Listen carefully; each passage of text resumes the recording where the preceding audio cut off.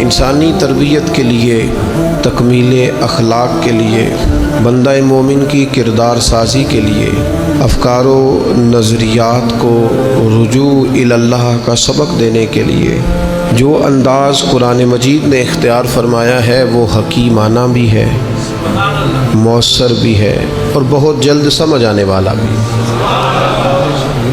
انسان کے ذہن و فکر میں جتنی چیزیں ابھر سکتی ہیں ان سب کے جوابات بھی، اس کو اپنی تعمیر کے لیے کن چیزوں کو اختیار کرنا چاہیے ان کے اختیار کرنے کا اسے پیغام بھی، اور پھر اس کے نتیجے کے طور پر اللہ کی بارگاہ سے اسے ملے گا کیا اس انعام کا اعلان بھی۔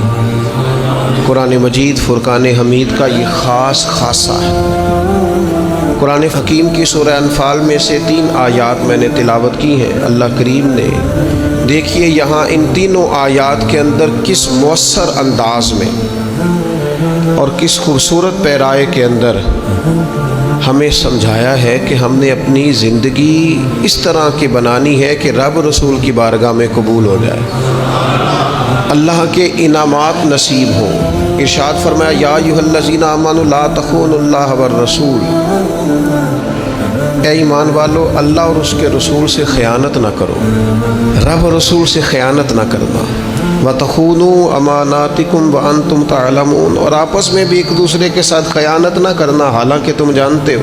حضرت عبداللہ ابن عباس رضی اللہ تعالیٰ عنہ اس آیہ کریمہ کے تحت فرمایا کرتے تھے جس نے فرض چھوڑے اس نے اللہ سے خیانت کی، اور جس نے سنت کا ترک کیا معاذ اللہ اس نے نبی پاک علیہ السلام سے خیانت کی۔ جس نے فرض چھوڑے اس نے اللہ سے خیانت کی، اور جس نے سنت کا ترک کیا اس نے نبی پاک سے خیانت کی۔ وَتَخُونُوا أَمَانَاتِكُمْ، اور آپس میں بھی ایک دوسرے سے خیانت نہ کرو۔ وَأَنْتُمْ تَعْلَمُونَ، اور تم جانتے ہو، تمہیں پتہ ہے امانت کیا ہے، خیانت کیا ہے، اس کی تمہیں خبر ہے، یہ اللہ نے تمہارے فطری تقاضوں میں بات رکھ دی ہے، تمہیں پتہ ہے یہ کیا ہے۔ اس کے لیے یہ مت سمجھنا کہ تمہیں کسی بہت بڑے فلسفے کی ضرورت ہے یا بہت بڑی کتابیں پڑھنے کی ضرورت ہے، یہ تمہیں پتہ ہے کہ امانت کیا ہے اور خیانت کیا ہے، اور یہ ہمیں خبر ہوتی ہے۔ ڈھیر سارے لوگوں کو پتہ ہوتا ہے کہ میں جو کر رہا ہوں وہ دیانتداری ہے کہ بددیانتی ہے، تمہیں خبر ہے۔ پھر ساتھ ہی آگے فرمایا بددیانتی بندہ کیوں کرتا ہے، کون سی چیزیں سبب بنتی ہیں بددیانتی کا؟ فرمایا وَاعْلَمُوا أَنَّمَا أَمْوَالُكُمْ وَأَوْلَادُكُمْ فِتْنَةٌ، فرمایا خوب جان لو کہ تمہارے مال اور تمہاری اولاد فتنہ ہے، یہ تمہارے لیے آزمائش ہے۔ مال کی محبت میں بددیانتی کرتے ہو، اولاد کے لیے جمع کرنے کے لیے بددیانتی کرتے ہو تو فتنہ ہے، ان کو دیکھ کر بددیانتی کر رہے ہو۔ دیکھیے پہلے کہا بددیانتی نہ کرو، خیانت نہ کرو، اور ساتھ ہی جو چیزیں اس کا سبب بنتی ہیں، جو اس کی وجہ بنتی ہیں، ساتھ ہی ان کا ذکر فرما دیا۔ فرمایا مال اور اولاد اچھی طرح سمجھ لو یہ فتنہ ہے، یہ آزمائش ہے۔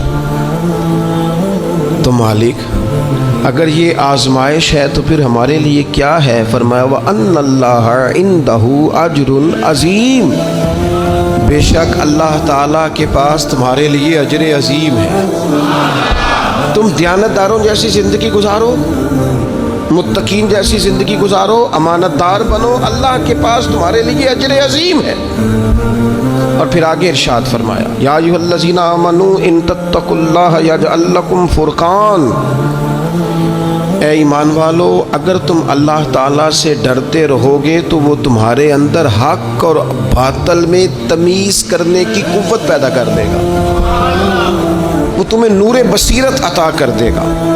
اللہ سے اگر ڈرو گے تو پھر اللہ تبارک و تعالیٰ تمہیں وہ نور دے گا جس سے تم حق اور باطل میں تمیز کر سکو گے، یعنی تمہارے فیصلے ٹھیک ہونے لگ جائیں گے، تمہیں قوت فیصلہ نصیب ہوگی، اور مالک اتنا ہی ملے گا۔ تو 3 باتیں اس آیہ کریمہ میں ارشاد فرمایا ایک تو اللہ تمہیں فرقان دے گا، حق اور باطل میں تمیز کرنے کی قوت دے گا، اور دوسرا فرمایا وَيُكَفِّرْ عَنْكُمْ سَيِّئَاتِكُمْ، اللہ تمہارے گناہوں کو دور کر دے گا، اللہ تمہارے گناہ تم سے دور کر دے گا، وَيَغْفِرْ لَكُمْ، اور رب تمہیں بخش دے گا۔ اگر تم اللہ سے ڈرو گے واللہ ذو الفضل العظیم، اور اللہ تعالیٰ بڑا ہی فضل فرمانے والا ہے۔ زندگی میں کچھ چیزیں طے کر لیں، بددیانتی ٹھیک نہیں ہوتی۔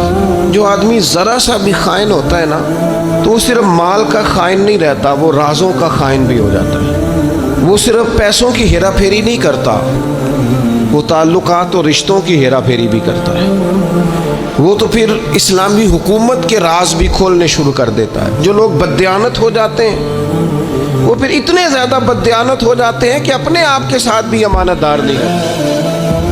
جن کو جھوٹ بولنے کی عادت ہو جاتی ہے وہ اپنے آپ کے ساتھ بھی سچ نہیں بولتے۔ فرمایا لا تخونوا اللہ والرسول، اللہ رسول سے خیانت نہ کرنا۔